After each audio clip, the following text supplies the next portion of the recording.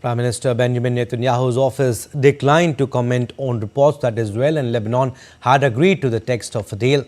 Israel's ambassador to the UN, Danny Danon, said on Monday that talks towards a ceasefire with Hezbollah are moving forward, but insisted that Israel will maintain an ability to strike southern Lebanon in any agreement.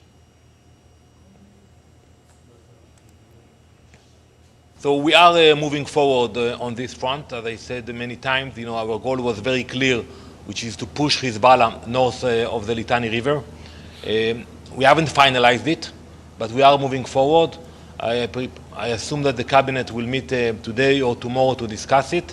And I think for us it's important what will happen after, that Hezbollah will not be allowed to come back to the fence, and we will do whatever is necessary to guarantee it. We learned the lessons from 2006. All right, my colleague Akshay Dongre has more details on the ceasefire deal. He's joining us live from Delhi. Akshay, Israel's cabinet to meet on Tuesday to discuss a ceasefire deal with Hezbollah, and the deal is expected to be approved. Well, Abhishek, we are hoping for the deal to be approved because, the kind of intensification that we are seeing in the southern parts of Lebanon has been rising day by day. In fact, only on Sunday, we saw about 250 projectiles being fired from Lebanon into Israel, and we are seeing that constant bombardments that are being done by the Israeli Air Force into the territory. So we are all hoping for a ceasefire deal to be approved after it is, agreed to by both sides.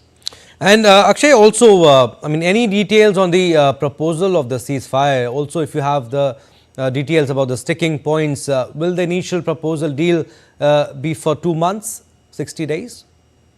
Well, that's what the proposal says, Abhishek. In fact, if we talk about the details of the proposal says that Hezbollah will move out of this region of southern Lebanon, and the Israeli army will also pull back from this particular area, which will be monitored by special committees of the United Nations, as well as the Lebanese army will have more of its involvement in that area as far as patrolling and the protection of that particular region is concerned. So it seems that the agreement is both Hezbollah and Israeli army IDF will make it a buffer zone and will not be operating in that particular region, and that is perhaps the only way a ceasefire can be implemented in that particular region.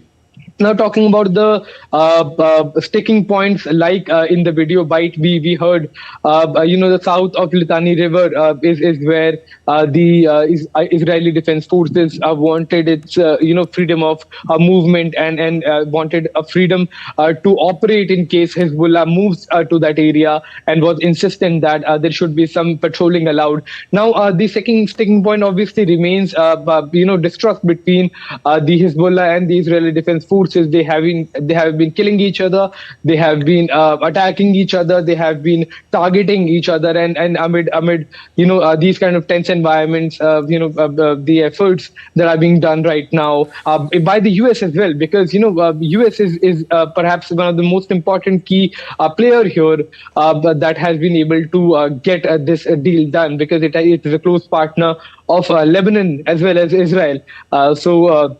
The efforts have been to create some sort of trust as far as this peace deal is concerned. All right. We are also hearing that international committee would be set up to monitor the implementation of the ceasefire agreement. We'll leave it at that. Thank you, Akshay, for your inputs.